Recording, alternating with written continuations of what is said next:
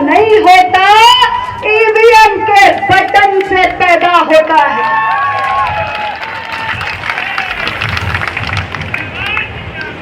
तो ऐसे स्वघोषित राजाओं को जिन्हें लगता है कि कुंडा हमारी जागीर है। देखिए, रजवाड़े तो 7-8 दशक हुए समाप्त हो गए और 7-8 दशक के लगभग भारत में लोकतंत्र, अब उनको क्या कुंठा है हम नहीं समझ पाए इस चीज़ को। वो जो भी उस बयान को सुन रहा है वो ये कह रहा है कि अनावश्यक बयान। और अच्छा, दूसरी बात, हम यहाँ से चुनाव भी नहीं लड़ रहे हैं, हमारा दल भी नहीं। कहते हैं कि इंसान को कभी कभी ज्यादा नहीं बोलना चाहिए, नहीं तो उससे बहुत गजब का नुकसान होता है। लेकिन जनाब क्या करें, ये राजनीति भी अजीब चीज है। ना चाहकर भी हर किसी से दुश्मनी करनी पड़ती है और ना चाहकर भी हर नेताओं से दोस्ती। अब इंसान को ज्यादा इसलिए नहीं बोलना चाहिए, नहीं तो नुकसान हो सकता है। इस बात को इस बयान से समझिए।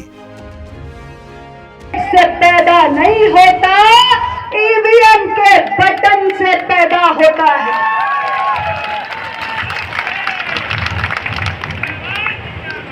तो ऐसे स्वघोषित राजाओं को जिन्हें लगता है कि कुंडा हमारी जागीर है। तो सुना आपने कि कैसे एनडीए प्रत्याशी और केंद्रीय मंत्री अनुप्रिया पटेल का ज्यादा बोलना अब नुकसानदेह साबित हो सकता है। दरअसल 20 मई को यूपी के 14 लोकसभा सीटों पर चुनाव हुए। इस कड़ी में कौशाम्बी में भी चुनाव हुआ, जहां से राजा भैया का लोकसभा सीट आता है। वहीं जाकर अनुप्रिया पटेल ने अपने प्रत्याशी के लिए वोट मांगा था, वो भी अपने अंदाज में। उन्होंने अपने अंदाज में वोट मांगते हुए कहा था कि कुंडा किसी के बाप की जागीर नहीं, क्योंकि अब राजा लोकतंत्र में रानी की पेट से पैदा नहीं होता है, अब राजा ईवीएम के बटन से पैदा होता है। स्वघोषित राजाओं को लगता है कुंडा उनकी जागीर। उनके भ्रम को तोड़ने का अब आपके पास बहुत बड़ा और सुनहरा अवसर है। मैं आपसे कहना चाहती हूँ कि इस बार ईवीएम का बटन दबाने जाएंगे तो याद रखिएगा कि केवल मतदाता ही सर्वशक्तिमान है। सुनिए उन्होंने क्या कुछ कहा था। से पैदा नहीं होता, ईवीएम के बटन से पैदा होता है।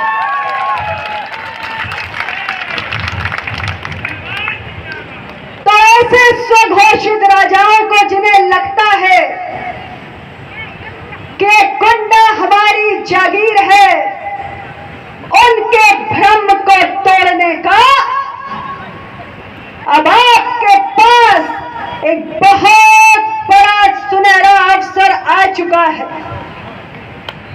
मैं आपसे कहना चाहती हूं कि इस बार जब 20 मई को आप ईवीएम का बटन दबाने जाएंगे तो याद रखिएगा कि इस देश के अंदर अब केवल मतदाता ही सर्वशक्तिमान है।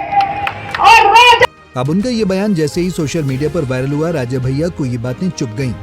हालांकि अनुप्रिया पटेल ने किसी का नाम नहीं लिया था, लेकिन सबको पता है कि कुंडा में अगर किसी राजा की बात हो रही है तो राजा भैया की ही बात हो रही है। जैसे ही राजा भैया ने अनुप्रिया पटेल का ये बयान सुना तो उन्होंने पलटकर जवाब भी दिया और कहा कि यहाँ से तो मैं चुनाव भी नहीं लड़ रहा हूँ। सुनिए राजा भैया ने क्या कुछ कहा।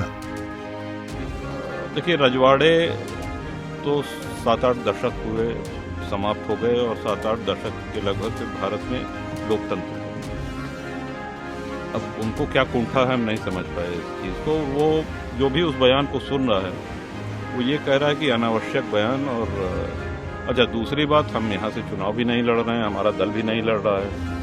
तो अगर उनको कोई बयान देना ही था तो सामने जो दल उनके मैदान में है उसके प्रत्याशी या उस दल के विषय में कहना चाहिए था।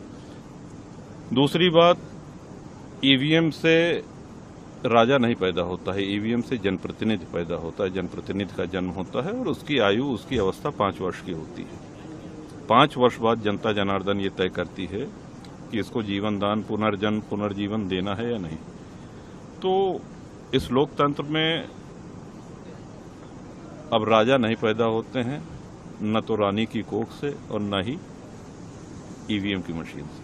अगर बात यहीं तक रहती तो ठीक था, लेकिन अब बात आगे बढ़ चुकी है। राजा भैया ने तो यहाँ तक ऐलान कर दिया है कि अब उनकी पार्टी और उनके समर्थक मिर्जापुर जाएंगे। और अनुप्रिया पटेल के खिलाफ प्रचार करेंगे। बता दें कि रघुराज प्रताप सिंह उर्फ राजा भैया की पार्टी के कई नेता मिर्जापुर पहुंच चुके हैं। राजा भैया भी मिर्जापुर में केंद्रीय मंत्री अनुप्रिया पटेल के खिलाफ चुनाव प्रचार करेंगे। मिर्जापुर का चुनाव दिलचस्प हो गया है।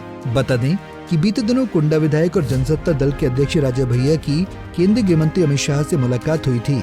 इस मुलाकात के बाद बीजेपी को समर्थन देने के संकेत मिले थे, लेकिन उन्होंने अपने समर्थकों के साथ बैठक की।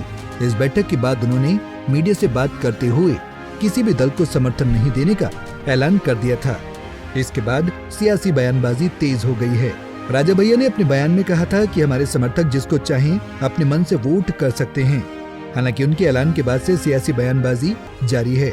अब अगर राजा भैया अनुप्रिया पटेल के खिलाफ जनसभा करेंगे तो उनके इस फैसले से अनुप्रिया पटेल की दिक्कतें बढ़ सकती हैं, क्योंकि मिर्जापुर क्षेत्रों में राजा भैया की पकड़ काफी अच्छी मानी जाती है।